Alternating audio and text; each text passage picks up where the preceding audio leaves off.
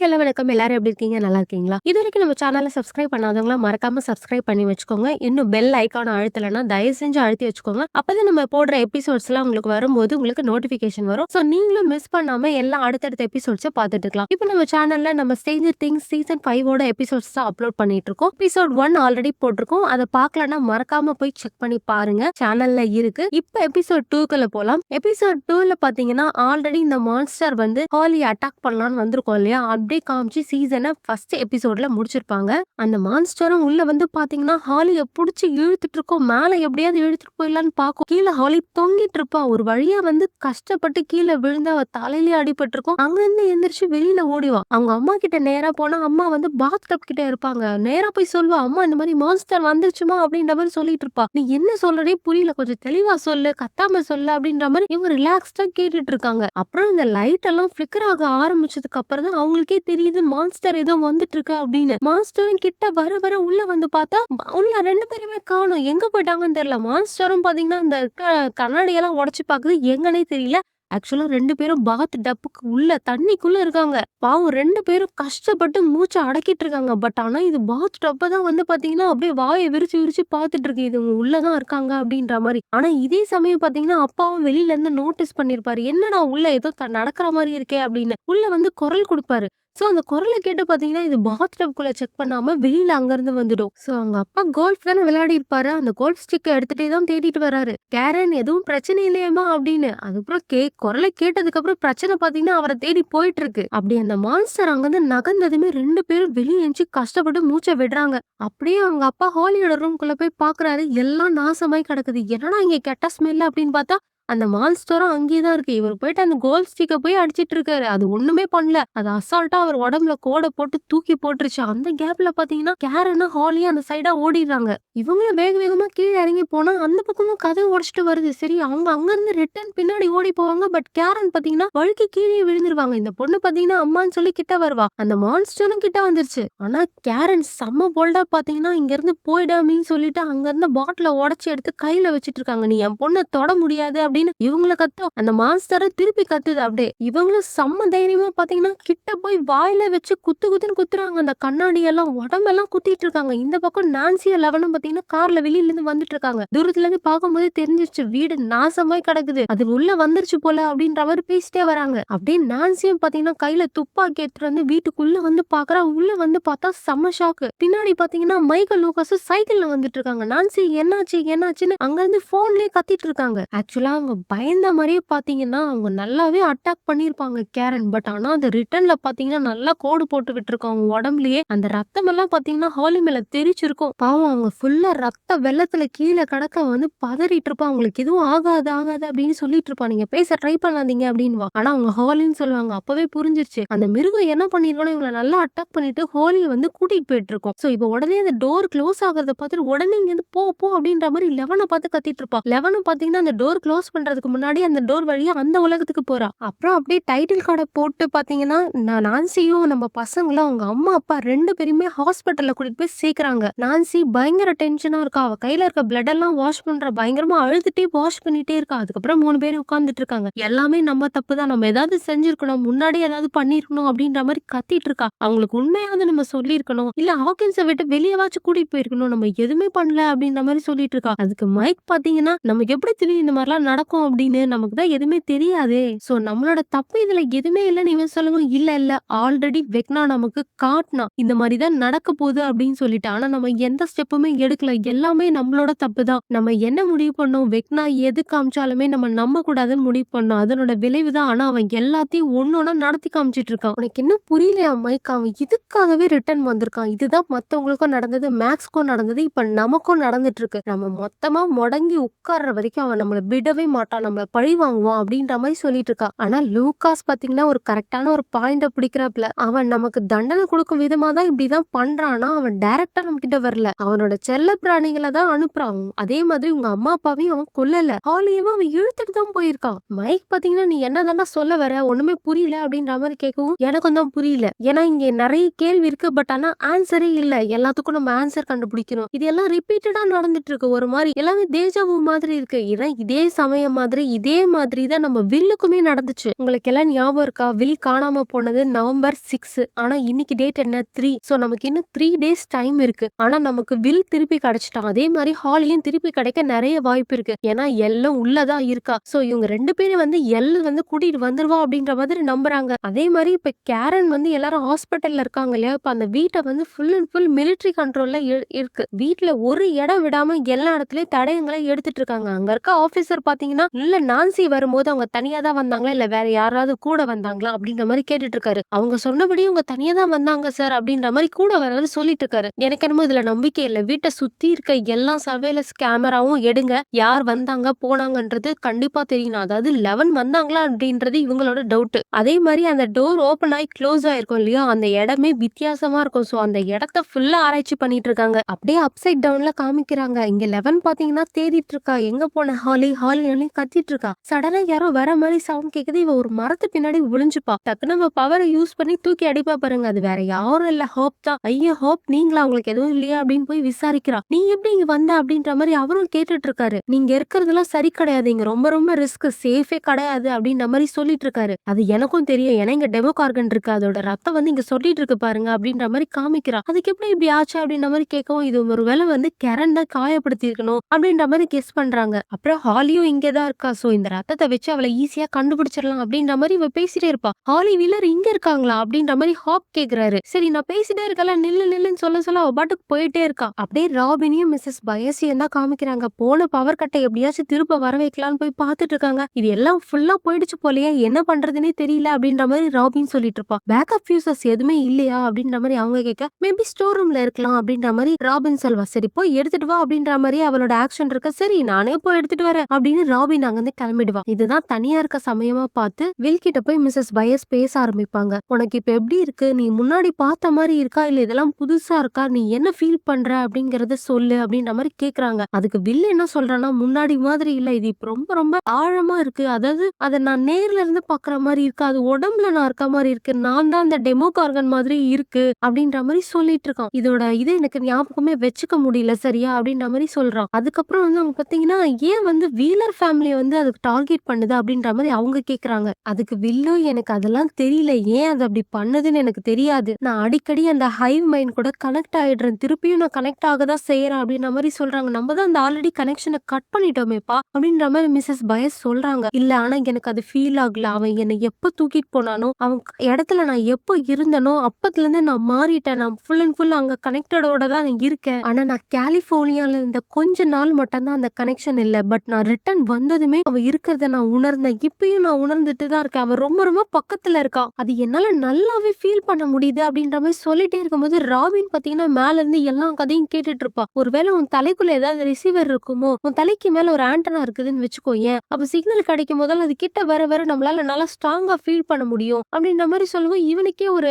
Idea கிடைக்குது. Maybe இப்படி இருக்கலாம். அதனாலதான் வெக்னா கிட்ட வரும்போதெல்லாம் அவனால அந்த பிரசன்ஸ ரொம்ப நல்லா ஃபீல் பண்ண முடியுது. தூரமா போனா அந்த பிரசன்ஸ் இருக்க மாதிரியே அவனுக்கு தெரியல. சோ நம்ம இப்படி இருந்துச்சு அப்படின்னா ஹாலி எங்க இருக்கா நம்மளால ஈஸியா கண்டுபிடிச்சிட முடியும் அப்படின்ற மாதிரி வில் சொல்றான். அது மட்டும் இல்ல, ஸ்கூலுக்கு பக்கத்துல இருக்க காட்டுல ஒரு வாட்டி எனக்கு இதே மாதிரி ஒரு ஃபீலிங் வந்துச்சு. திருப்பி நான் அந்த இடத்துக்கு போனா என்னால அந்த ஐஃபை மைண்டோட கனெக்ட் ஆக முடியும். அதுங்க கண்கள் வழியாவே நான் அது எங்க இருக்க பார்க்க முடியும். நான் ஆல்ரெடி இந்த மாதிரி வியூ பார்த்திருக்கேன் அப்படின்ற மாதிரி சொல்லிட்டு இருக்கான். இது தேவையே இல்ல. அந்த அந்த டைம் பாத்தீங்கன்னா ஆல்மோஸ்ட் உயிரே போற மாதிரி ஆயிடுச்சு. இந்த கனெக்ஷன் எல்லாம் ஒண்ணும் வேண்டாம் அப்படின்ற மாதிரி மிஸ்ஸஸ் வில் ரொம்ப கடுமையா சொல்லிட்டு இருக்காங்க. அதுக்காக இப்படி உள்ளே அவளை தனியா விட முடியுமா? அதான் ஆல்ரெடி உள்ள ஹோப் இருக்காரு, 11 இருக்காங்க, எல்லாரும் இருக்காங்களா, அவளை காப்பாத்தி கூட்டிட்டு வந்துருவாங்க அப்படின்ற மாதிரி இவங்களும் சொல்றாங்க. பட் ஆனா அவன் கேக்குற மாதிரி இல்ல. உள்ள தனியா இருக்கிறது எவ்வளவு கஷ்டம்னு எனக்கு மட்டும் தான் தெரியும். நான் ஹாலிய காப்பாத்தி தீருவேன் அப்படின்ற மாதிரி இவங்க சொல்லிட்டு இருக்காங்க. ஆனா மிஸ்ஸஸ் பயஸ் இதுக்கு ஒத்து வர மாதிரி இல்ல. அதுக்கப்புறம் ராபினை பார்த்து, நீ எவ்வளவு நேரம் சும்மாவே இங்க நின்னுட்டு இருக்க போற, போய் ஃபியூஸ மாத்து அப்படின்ற மாதிரி பாக்குறாங்க. சரி நானும் உங்க குடும்ப சண்டையில வரல, நான் போய் ஃபியூஸ மாட்டுறப்பா அப்படின்னு ராபின் அங்க இருந்து போயிடுறாங்க. இப்ப ஸ்டீவ தான் காமிக்கிறாங்க. அவன் பாத்தீங்கன்னா ஒரு பொண்ணுக்கு ஹெல்ப் பண்ணிட்டு இருக்கான். அந்த வண்டி வந்து நின்றுக்கும் போல இவர் வந்து பேட்டரியில இருந்து சார்ஜ் கொடுத்துட்டு இருக்காரு. உள்ள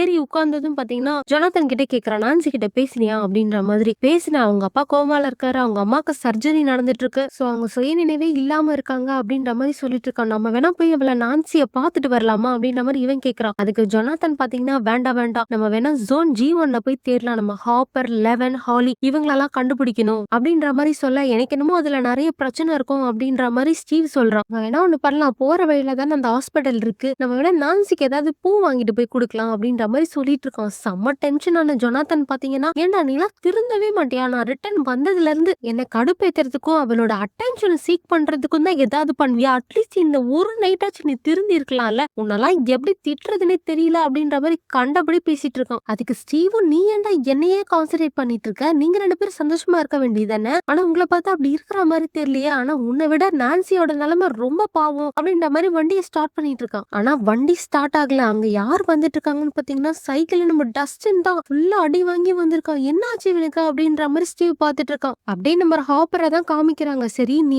நான்சி வீட்டுக்கு எப்படி போன?" அப்படின்ற மாரி கேக்குறாரு. "நான் டனல் வழியெல்லாம் போல. அவ கூட கார்ல தான் போனேன்" அப்படின்ற மாரி சொல்லிட்டு இருக்கா அவ. "கார்ல போனியா? என்ன தைரியத்துல நீ கார்ல போன? இத்தனை நாள் நம்ம கஷ்டப்பட்டு சேத்துலயும் சகதுலயும் கஷ்டப்பட்டு வாழ்ந்தோமே, இப்ப எதுக்கு அதுல போன?" அப்படின்ற மாரி கேட்டுட்டு இருக்காரு. "நான் ஹூடி போட்டுக்கிட்டேன்" அப்படின்ற மாரி. "ஓ, நீ ஹூடி போட்டுக்கிட்டியா? சுத்தம். இதுக்கப்புறம் அவங்க ஈஸியா சிசிடிவி வழியா உன்னை கண்டுபிடிச்சிருவாங்க. உன்னதானே அவங்க தேடிட்டு இருந்தாங்க. அப்படின்னா அதுக்குள்ள நம்ம வேலையை முடிக்கலாம் வாங்க" அப்படின்ற மாரி கூப்பிட்டுட்டு இருக்கா. "இந்த டெமோ கார்கன் வேணும்னா நம்ம வெக்னா இருக்கிற இடத்துக்கு வேணா நம்மள கூட்டிட்டு போக வாய்ப்பு இருக்கு. அது மட்டும் இல்ல, ஹாலி வந்து வெக்னா இருக்கிற இடத்துல தான் இருக்கிறதுக்கு அதிக வாய்ப்பு இருக்கு. என் சக்தி எட்டாத இடத்துல தான் அது எங்கேயும் இருக்கு" அப்படின்ற மாதிரி சொல்லிட்டு இருக்கா. இவருக்கா ஒண்ணுமே புரியல. "உன் தியரி தான் என்ன? என்னதான் சொல்ல வர? அப்ப அந்த டெமோ கார்கன் வந்து ஹாலிய கிறிஸ்துமஸ் பரிசா எடுத்துட்டு போயிட்டு வெக்னாக்கு கொடுத்துருச்சா? என்னைய என்ன நடக்குதுன்னே புரியல" அப்படின்ற மாதிரி ஹாப்பர் சொல்றாரு. அப்புறம் ஹாப்பர் பாத்தீங்கன்னா, "இன்னைக்கு ராத்திரி நீ பண்ண போற விஷயங்கள் எதுவுமே நீ உணர்ச்சி வசப்பட்டு எடுக்க கூடாது. கொஞ்சம் யோசிச்சு பண்ணணும்" அப்படின்ற மாதிரி சொல்லிட்டு இருக்காரு. இவ பாத்தீங்கன்னா கீழே வந்து பிளட் கிடக்கும். டெமோகார்கனோட பிளட் அளவுக்கு அதிகமா அந்த இடத்துல பிளட் இருக்கு. சோ அதோட வேகம் குறைஞ்சிருக்கும். "வாங்க நம்ம ஈஸியா அதை புடிச்சிடலாம்" அப்படின்ற மாதிரி போறா. சோ இங்க என்னெல்லாம் நடக்குதோ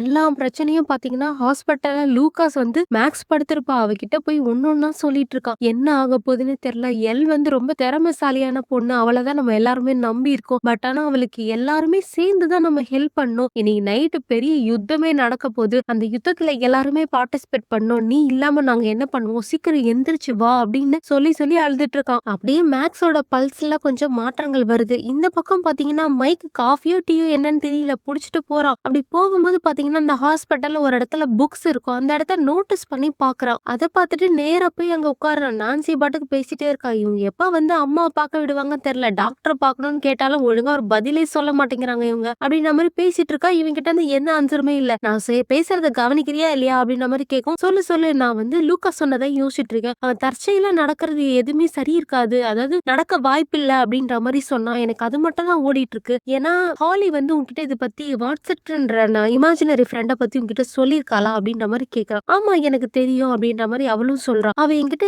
ஸ்கூல்ல இருந்து கூட்டிட்டு வரும்போது என்ன சொன்னா அப்படின்னா, "வாட்ஸ்அப்ங்கிறவரு இந்த மாதிரி மான்ஸ்டர்லாம் உன்கிட்ட வரப்போகுது, நீ உஷாரா வந்து தப்பிச்சுக்கோ" அப்படின்ற மாதிரி ஆல்ரெடி சொன்னதா என்கிட்ட சொன்னா. பட் ஆனா அவ சொன்ன மாதிரி அன்னைக்கே மான்ஸ்டர்லாம் வந்து அவளை தூக்கிட்டு போயிடுச்சு. ஏன் அந்த இமேஜினரி ஃப்ரெண்ட் வாட்ஸ்அப்ங்கிறவரு உண்மையா இருக்க கூடாது? உண்மையான ஆள் இருந்தா நம்ம கண்ணுக்கு தெரிஞ்சிருக்கணுமே நான்சி கேக்குறா. அது மட்டும் இல்ல, அவர் வந்து எந்த ஸ்டெப்பாவது எடுத்திருக்கலாமே நான்சியை காப்பாத்துறதுக்கு, ஏன் எதுவுமே பண்ணல அப்படின்ற மாதிரி அடுத்தடுத்து கேள்வியா கேட்டுட்டு இருக்கா. அதுக்கு மைக்கும் பாத்தீங்கன்னா, "உன்னோட எந்த கேள்விக்கும் எனக்கு ஆன்சர் தெரியாது. என்னோட தியரிய ஓட்டைகள் இருக்கலாம். பட் ஆனா உண்மையான நபரா இருந்தா அப்ப என்ன பண்றது?" அப்படின்ற மாதிரி கேட்கும். ஒருவேளை அவ உண்மையான நபரா இருந்தா ஹாலி எங்க இருக்கா, அவ எதனால கடத்தப்பட்டிருக்கா அப்படின்ற எல்லா விஷயமும் அந்த வாட்ஸ்அப்ங்கிறவருக்கு தெரியும். அதுக்கு மைக்கும் பாத்தீங்கன்னா, "நீ சொன்னது உண்மைதான். இதெல்லாம் நம்ம முன்னாடியே கொஞ்சம் ஸ்டெப் எடுத்து பண்ணியிருந்தா உங்க அம்மா அப்பா இப்ப ஹாலி எல்லாருமே கொஞ்சம் சேவ் பண்ணியிருந்திருக்கலாம். இப்ப நம்ம அந்த மிஸ்டர் வாட்ஸ்அப் நமக்கு கண்ணு தெரியாத ஆளு, அவர் எங்க இருக்காரு எப்படி இருக்காருன்றத கண்டுபிடிக்கணும்" அப்படின்ற மாதிரி மைக் சொல்லவும், அவரை எப்படி கண்டுபிடிக்கிறதுன்னு இவளும் திருப்பி கேட்கறா. "நீ ஏதாவது பதில் சொல்வேன்னு பார்த்தா நீ என்னையே திருப்பி கேட்டுட்டு இருக்கன்ற மாதிரி மைக் கேட்கறான். அப்புறமா நான்சி ஒரு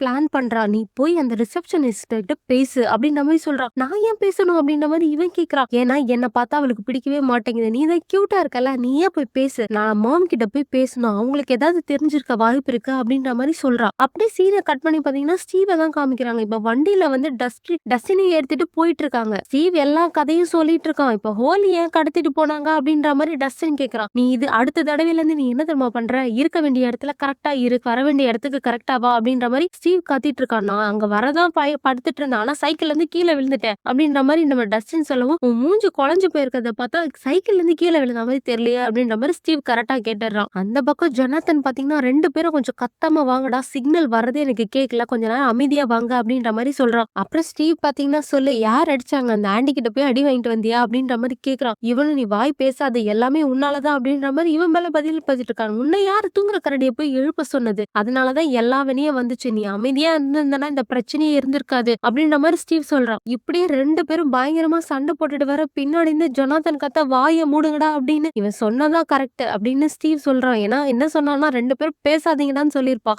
நம்ம பேசாம வந்திருந்தாலே நமக்கு டென்ஷன் இல்லாம இருக்கும் அப்படின்ற மாதிரி ஸ்டீவ் சொல்ல, உன் கூட பேச எனக்கும் விருப்பம் இல்லைன்னு அவனும் கோச்சிக்கிட்டான். ஒரு பக்கம் மிஸ்ஸஸ் பயஸ் பாத்தீங்கன்னா கேக்குதான்னு ஏதோ கத்திக்கிட்டு இருக்காங்க. பின்னாடி இருந்து ராபின் பாத்தீங்கன்னா இந்த லைட் ரெட்டா எவ்வளவு நேரம் எரியுது, ரொம்ப நேரம் எரியுதா அப்படின்ற மாதிரி கேக்குறான். ஆமா இது ரொம்ப நேரமா இப்படிதான் இருக்கு அப்படின்ற மாதிரி சொல்லுவோம்.